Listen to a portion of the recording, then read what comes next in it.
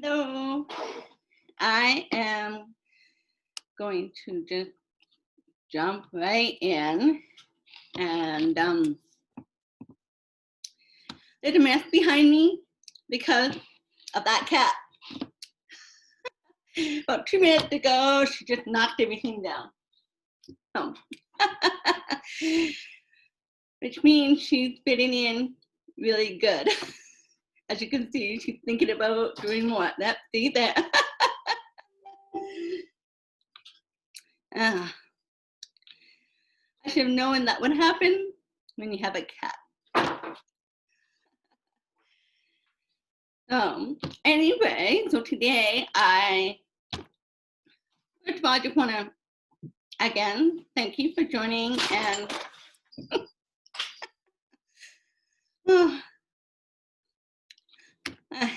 I can't even think. Thank you again for joining. And I was involved in a chat with some people talking about mental health and anxiety and a variety of things. And I found it really interesting. And that made me think I want to share some of the things that I learned from there. And some of it I already knew, but it was more deep learning. And I'm not going to go through all of it today because we don't have that kind of time. I mean, that presentation that I was watching, that took maybe over an hour, so I'm not going to go deep into it. But if there's something that you want to learn more about, obviously just ask me, and if I have the information, I can give it to you. But I just really wanted to give a general description of things that I learned. So I'm going to try my best to share my screen and see here. Hopefully you can see everything. Make it bigger. So, yeah.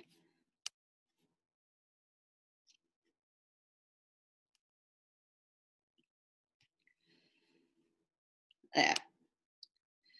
So this presentation I was watching was really about what you say to yourself. What do you think to yourself? And how that can affect your mental health. It can affect your behavior, your decision making, just everything in your life. How you think about yourself or how you think about situation or whatever, right? Like anything that you think affects yourself, your life, the people around you, because of your decision making, your behavior. So this was the topic and how it relates to mental health. So let's see, I am still learning how to do this. There we go. So the connection is what you say is how you think. What you think is how you feel, and how you feel is how you act. Even though I already knew this, just hearing it again kind of made me like, oh yeah, really true. And over the last year, maybe 2 years, and it hasn't been really consistent, but I've been doing more personal development, more watching videos of people presenting things, like the TED Talks and different videos, and people just sharing their experiences and things that they've learned has really helped me kind of adjust how I think about things. And it also really helped me catch myself when I'm thinking negative. And I used to be a really negative person, and now I still can be, but it's more internal. I don't express it as much in my negative. I try to be more positive because that's the person I want to be. I don't want to be this negative person. And I was feeling, I was pulling myself down by being negative all the time. And life experiences and things I've been through made me that negative person. But I realized it didn't have to, you know. I can have my moments, but I can't live there. I can't live in the negative. I have to, if I want to keep living and live a good life, I have to change.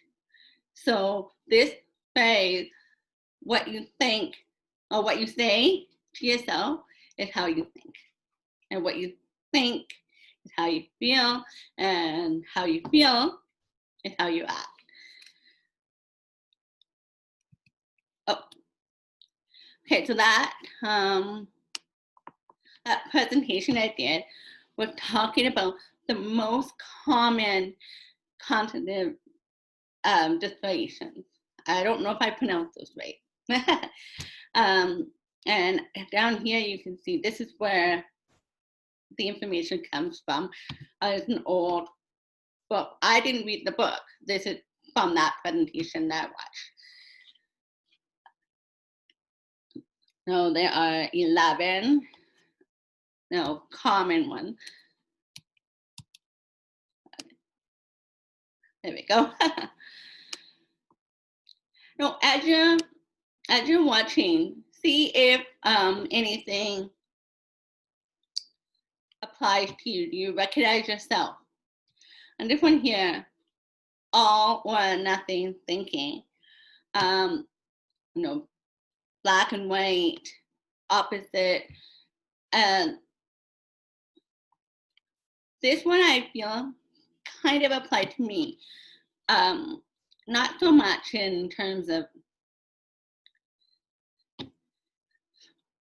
I don't know, I would say how it applied to me was that, like, for example, if I couldn't do something perfectly, then I didn't do it. Or if I knew that I would go and I wouldn't be able to hear what was up, then I would forget it. That was kind of how I was thinking. But then, as I was going up, and more, I just thought I can't do it because I had that mental capacity of thinking that I couldn't, which means I didn't do it. Right? This can mean different things to different people. It could mean, I'm going to use my cat and my dog as an example. If you know you love cats, then you're always going to focus on the cats, right? And then not the dog. So that's your all or nothing. It's only cats, not dog. Maybe that's a bad example, but my dog walked in and I was trying to think of an example. Overgeneralization. And this kind of just relate to your thoughts about things in general and not specifically the situation that you're involved in, right? And this here, a lot of people, I guess it could also apply to like this group of people. You assume that this is how all of them are because you met one person that was like that, right? For yourself, we're going to talk about your own personal life. you could say, okay, well, I got a D on my test. That means I'm stupid. I can't do anything. I'm always going to be stupid. So I'm not going to bother, studying, right? And that is another one of those samples of overgeneralization. Oh, I'm just flying right past. So mental filter.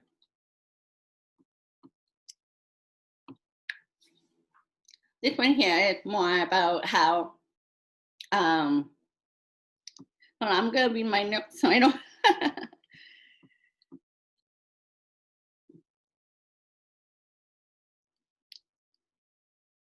I've lost it on my thing. Okay.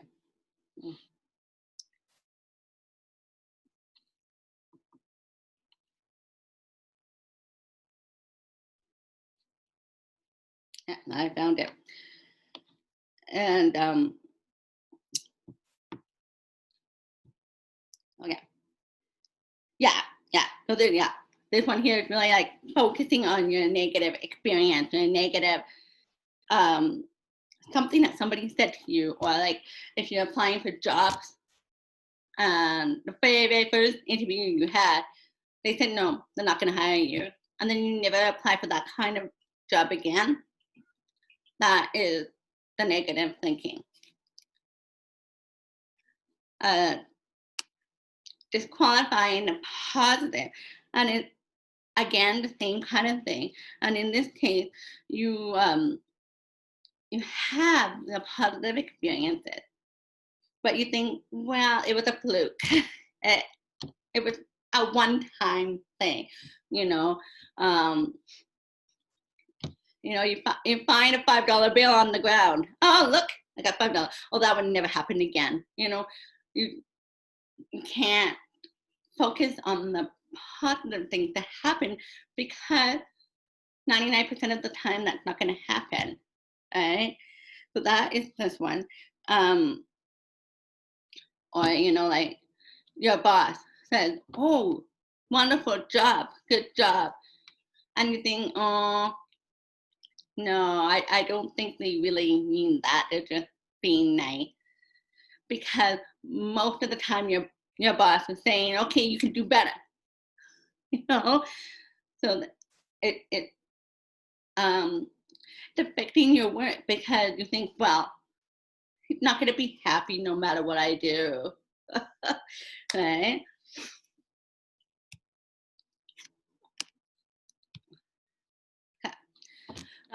Jumping into conclusion.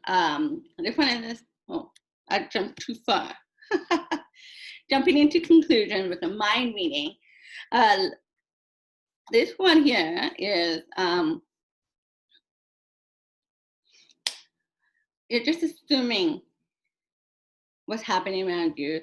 So, walking down the street and you see a man and he's like frowning and grouchy, and you think, oh, that person's like an angry person. But we don't know what his day looks like. So maybe that day he lost his job. And so you walking down the street feeling depressed because he lost his job, maybe a little angry because he wasn't expecting it. But we're assuming that this person is an angry person all the time, just by looking at them without knowing their situation. And how this affects us is that, maybe he bumps into us and we see his grouchy face and we're like, whoa, and then we become angry and grouchy, because we assume that this person is a grouchy person and they've affected us with that mood. Whereas if we had a different thought, we could say, oh, he must have had a bad day. And instead of us becoming grouchy, we become more sympathetic and empathy with him, right? So we're like, oh, I feel bad for him. I hope he has a better day, That is how our thoughts are affecting us, right? Now this one is, they're all really similar to each other, right? And this one here is jumping into conclusions where you're thinking about the future. Okay, so today I'm broke, right? That means I'm going to be broke forever. Maybe, maybe not. I don't know. I can't assume that I will. You know, that was one of the examples they used, and it's funny because I was noticing myself today feeling like, you know, I have to spend all this money, and it's all on the things I need. No, that are required of me to spend my money on, like my mortgage and things like that. And then I started thinking, well, why can't I use my money to help me, right? Help me do the things I know will help me earn more money, or will help me reduce my stress. Well, I can't afford those things, and then I start to feel bad about it. But at the same time, I have to remind myself that over the years, I have really been adjusting things. I've been doing the work to make these changes, and they're not going to happen like that. Um, so that is jumping into conclusion for the future, like a fortune teller. This one here is always going to think the worst thing will happen. You know, I'll use an example from my own life. I refused to go skiing when I was in high school because I just know that I was downhill skiing, right? I just knew that if I didn't, I was gonna break a leg or something, and so I refused. I didn't go, so I had to fail gym. I mean, who fails gym class? But I did because I refused to go skiing. So, but that was hard because I was thinking myself, thinking about the worst thing that could happen. I didn't think about maybe I would enjoy it. And that's not saying I would ever go skiing, but I still won't.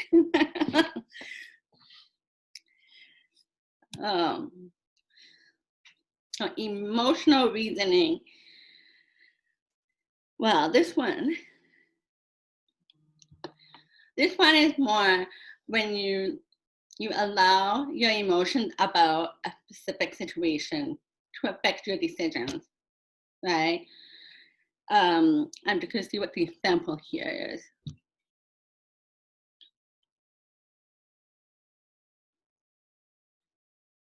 Okay.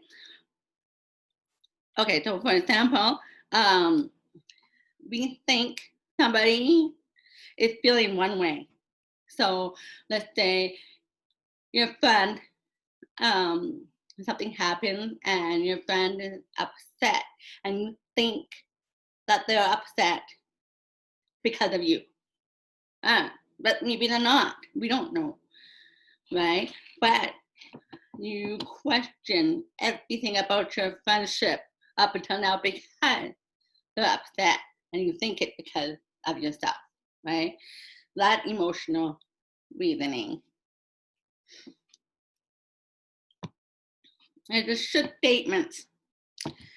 Now, this one really applied to me, especially since I was diagnosed with fibromyalgia. So I should clean up. I should do this and this and this. I should do my laundry. I should, I should. And because of that should, I'm feeling more down about myself, right? And I started to have to adjust that to think, well, I did this, I did that, something I started to do recently, and again, I'm not very consistent with it, but I have done it, is writing down I did list. I did it list, not a to-do list. I mean, we all have to-do lists, but then I want to have a I did it, because some things I did during the day. So like say on a Saturday when I don't go to work, I have my to-do list of the things I want to do. But maybe I did the first thing, but then I went and did a few other things that aren't on the list. But then I have my didn't list, and I feel better about myself. Like I didn't finish this list, but I added all these things to it, right?